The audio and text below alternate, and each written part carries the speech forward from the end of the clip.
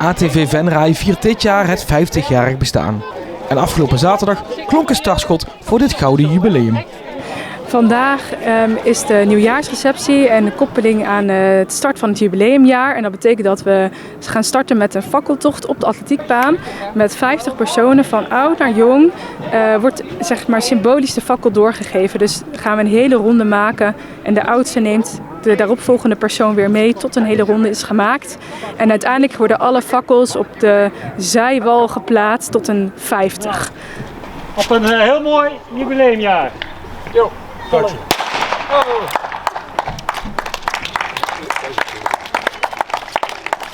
Wat betekent dit jubileum voor jullie vereniging?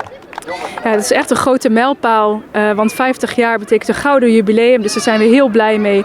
En het begon als iets kleins, als mensen die iets graag wilden beginnen, zin hadden, enthousiast waren om te bewegen. En dat is al 50 jaar lang hier een rode draad op de atletiekbaan. En dat is heel mooi om daar nu zulke feestelijkheden aan te kunnen koppelen. Het is niet alleen de start van vandaag, maar het is ook een heel groot feest. 30 mei, dan is ons jubileumfeest, dus dat wordt echt de knaller dit jaar.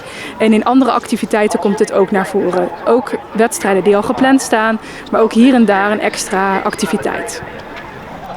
Het startte 50 jaar geleden met enkel een atletiekvereniging. En niet eens op een atletiekbaan zoals die er nu ligt, maar op een sintelbaan. En uiteindelijk is dat uitgegroeid door deze atletiekbaan met ook triatleten en ook wandelaars.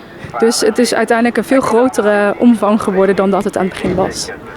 En hoe voelt het nou om dit jubileum met iedereen hier te mogen gaan vieren? Ja, het voelt wel als een hele grote saamhorigheid. Het is superleuk en het verbindt. En hopelijk gaat het uitgroeien tot nog veel grotere atletiekvereniging. Wat is jouw mooiste herinnering tot nu toe? Mijn mooiste herinnering is niet één moment, maar eigenlijk altijd als je hier komt, dat je je thuis voelt. Dat je denkt, ja, hier ben ik op mijn plek.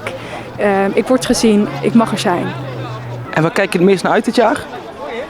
Toch wel het jubileumfeest. Ik ben heel benieuwd hoe dat gaat zijn. En hopelijk komen er ook veel oud-leden hierheen, zodat we het echt een groot feest kunnen laten zijn.